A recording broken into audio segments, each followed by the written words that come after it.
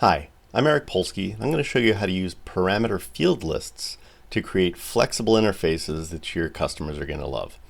To start with, we go into modeling, and a new feature that's been added to Power BI's parameters is this field list thing. What it'll do is allow me to pick a bunch of either categories or numeric values, you shouldn't mix them, to use as a slicer, but instead of it filtering by those things, it's going to allow the visual to show a different value based on what's chosen in the slicer. Let me show you.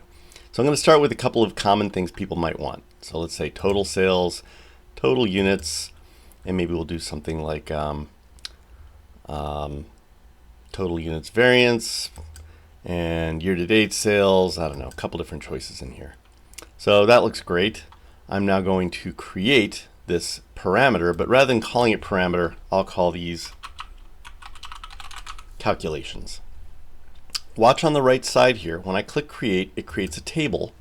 The table is generated using some DAX. It also creates a visual on the page that looks like a slicer, because it is a slicer, but it doesn't really behave like a slicer. The way that this is going to work is I can put a visual on the page. I'm just going to add a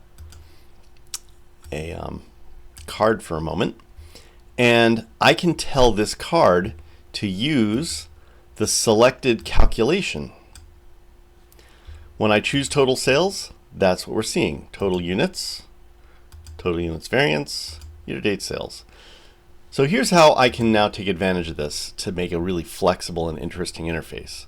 I can turn this into a visual that shows things by, let's say, the year. And then, as I change the currently selected calculation, we are changing what is being displayed. And notice even the title bar knows which calculation I've selected. Total units by year, total units variance percent by year. In order to make this really work well though, I've noticed that sometimes folks will accidentally uncheck, and now it's showing all four at the same time, which really isn't a great idea. So what I recommend is change the properties of this slicer so that they can only choose one thing, which also forces them to have one chosen. There's no way to unselect. This ensures that they're going to see only one value at a time, but it gives us that flexibility. Now this can also be done for a list of categories, but again, you don't want to mix and match them in the same visual. So I'm going to do another one, modeling, parameter, fields, but this one is going to be for categories. And I will use in here the year. I'll put in here, and maybe I'll also put in something like the, that's fine. Let's put in country.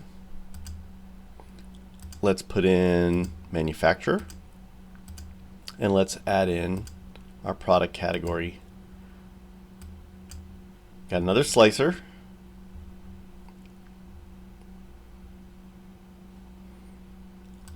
Again, I think it's a good idea to take this and turn it so that only one can be selected at a time. And now for my visual, instead of this axis being chosen and fixed to year, I'm going to add my category to the x-axis. But this means instead of it being by year, I can dynamically choose a different category and a different calculation, making the entire thing very flexible and dynamic. Hope that helps you.